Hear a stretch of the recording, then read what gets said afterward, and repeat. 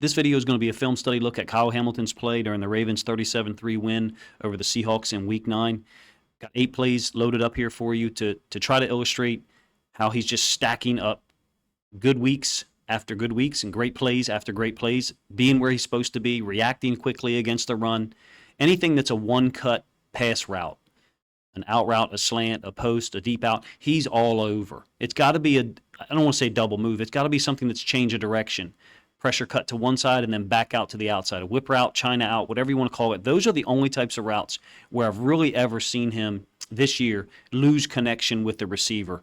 His burst, his length, and his tackling ability was on full display. One thing I want to mention is his reads. He appears to be looking at different things on each play, which makes sense. He's a safety. He's going to have different things he's responsible for, and he reacts quickly to all of them, particularly against the run or any short pass that's in front of him. I think he's got great eyes and great awareness and reads quickly and accurately. Let's get to the film. This first play is going to be a 1st and 10 mid-second quarter. It's an empty set by the Seahawks, and you can see that they're threatening us to the flats. There's 2 tight ends down here to the bottom side of the screen, along with, I think that's Lockett, just basically running a clear out. One tight end running out to the flats, the other tight end kind of hooking up right there on the hash. Hamilton's able to see both of these routes happen. You can see him start to hedge out to the outside towards the flat route, and then as soon as Geno Smith starts to throw the football, look, he's not even let go of the ball here. Kyle Hamilton's breaking. He's going to break on the first route. He's going to break on the first movement by the quarterback in almost every situation, and it benefits him. It suits him. He's down here bottom left side of the screen. You can see that one tight end is releasing outside of Queen. He is open in the flats. 84 kind of sits down here near the hash. Does make a nice catch if you ask me, but Hamilton is right there. And this is indicative of how he responds to short passes and that he's always going to be there to make contact quickly after the ball arrives. Third possession, this is a 2nd and 4. Tackle for loss. It's 12 personnel, 2nd and 4. Seahawks have 2 tight ends on the field. One down here to the bottom side, same guy who made the catch on the last play. And then I think this is Fant. It's a short toss, and Hamilton's just screaming in untouched off the edge. It doesn't go as a tackle for loss. I think it actually ends up being like a half-yard gain. They credited him for a 1-yard gain, but he's disruptive in the run game. If he gets a run read, he's downhill now, and he'll insert as the 5th, 6th, or 7th guy along the line of scrimmage, or 7th guy in the box, I guess I should say, and just destroy the scheme. You'll see another example of it here in a moment. The very next play, he's down here at the bottom side. This is a 3rd and 3 after that stop. Now, this is complete to Tyler Lockett up at the top side of the screen. What I like about Hamilton, besides him covering tight ends man, occasionally covering running backs, we're using him to buzz under DK Metcalf in the flats to kind of help Marlon out. So he gets out here underneath of DK's route. Yes, it takes 2 for 1 in this instance to destroy any possibility of getting DK the ball, and Geno Smith never looked over there. I think Roquan Smith could be a half a step sooner getting to that route by Lockett at the top side of the screen. But you see the versatility over the course of this video. Hopefully you'll see the versatility of how he's used in coverage and how quickly he reacts, the range to get out here this quick. As soon as he sees pass, reads pass, it's 3rd and 3, so you're expecting pass with Geno Smith in the backfield, but he's gone. There is no indecision about his reads for run pass or direction at all. Fast forward a little bit. This is the other run read that I'm talking about. It's a 1st and 10, still 3rd possession, and you get the end zone angle here. He's reading the tight end, step out to Van Noy, down block on the D tackle. You got an open window, go. That's his read, I believe, in this situation. He's not looking he's seeing a run read based on the offensive line blocking scheme. This is not him staring back in the backfield. I mean, his eyes are definitely looking in that direction, but look how much he trusts it, because Van Noy is the guy who's got to be on the outside in case the quarterback keeps it. In this case, Hamilton ends up being what's called the C-gap player. There was a situation last week against Arizona, actually 2 situations, where he got similar reads to this, and he ended up filling outside where Van Noy is. The running back cut it into the vacated C-gap. So it's good for me, at least, to see some improvement there in terms of, I got C-gap, my angle is going to be down here now. Thinking about option, as a safety, you've generally got quarterback to pitch, if it's a triple option, which really nobody runs in the NFL. Downhill to to quarterback and then outside to pitch. Now that's kind of inverted here because the running back is the downhill threat and the quarterback is the threat out to the edge, even though Geno Smith doesn't keep it. So his angle needs to be committed to the C gap first, which it is this week. It was not the week before. He was doing an outside in angle, and Arizona's running back, at least in one case, was able to cut it up inside C gap for a big gain. This is the one that Kenneth Walker III tries to bounce. It's the 5th possession now. You can see Seattle's going in the other direction. He does look back in Kyle Hamilton's direction and decide against going there, clearly because Hamilton is closing down. It ends up being a 2-yard gain. Now, he did have one instance, second quarter, I think, where he was able to get some space on a bounce, but everything's clogged up here.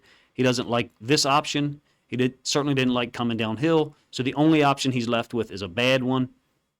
And Roquan Smith is able to get there. The defensive end, I think, is Malik Harrison, isn't able to tackle him, behind the line of scrimmage for a loss. This is an example, if you ask me, of him being a force multiplier. It's 13 personnel, so he understands. I can cover Noah Fant from 2 yards off the line of scrimmage. I don't have to be at 7 yards or 8 yards. No disrespect to Noah Fant, but Kyle Hamilton has tremendous burst and speed. He's actually on the line of scrimmage at the snap.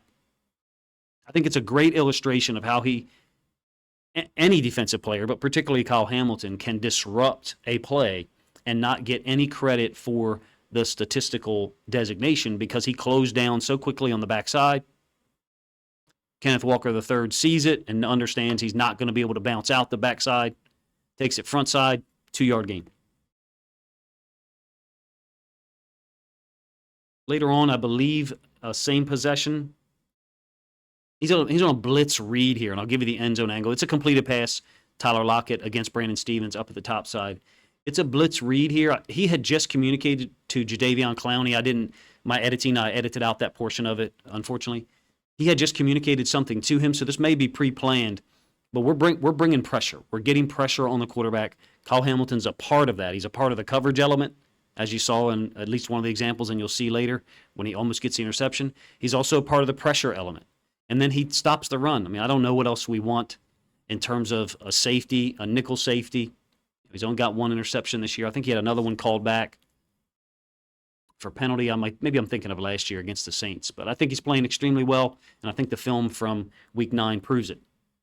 Early third quarter, this is a joker set. So they got 2 running backs in the backfield, Walker the third and Charbonnet.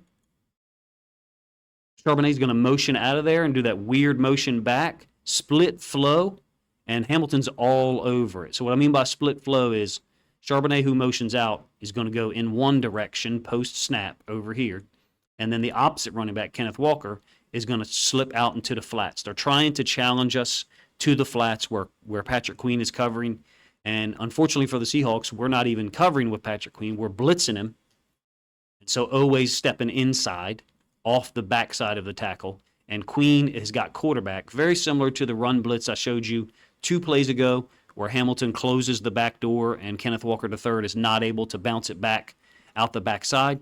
This is the same exact look by Queen, except when he sees the quarterback keep it, he's able to veer off the boot. Geno's trying to sidearm it. If Kenneth Walker III catches this, he's in line for a big hit from Kyle Hamilton. He's always present. He's always available, if you ask me, particularly when he's playing to the boundary. This is a cool play just because of the alignment of balls in the middle of the field, first of all. The alignment of him originally pre-snap is to the side of the tight end where there was trips. Seattle, moved the tight end and the slot receiver over to create trips to the right, their right, our left. Hamilton moves over. You can see he's making some kind of coverage call to Darrell Worley and Marlon Humphrey. And this is the near interception.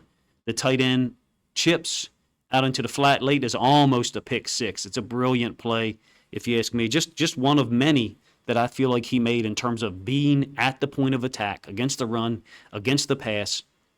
We haven't even really seen Marcus Williams, Geno Stone, and Kyle Hamilton on the field really together very much at all this season. This is a great play. I think that illustrates, it's 3rd and 16, so we know it's pass clearly, that illustrates his ability to close down and make something look like it's available. This is very similar to the forced fumble in the playoffs against the Bengals on the road. Hayden Hurst catching the ball and then Kyle Hamilton coming downhill. He's a little bit more towards the middle of the field than he was in that game. I seem to remember he was near the bottom of the numbers, but it's very similar. It's a 3rd and long, and we're going to give you the short route, and then Kyle Hamilton's ability to close down and close off that distance, I think, is pretty unique, even on our team, which plays with a lot of speed and tenacity. You guys let me know what you think. I only showed you 8 plays. Didn't have time to reference previous weeks. I would have liked to.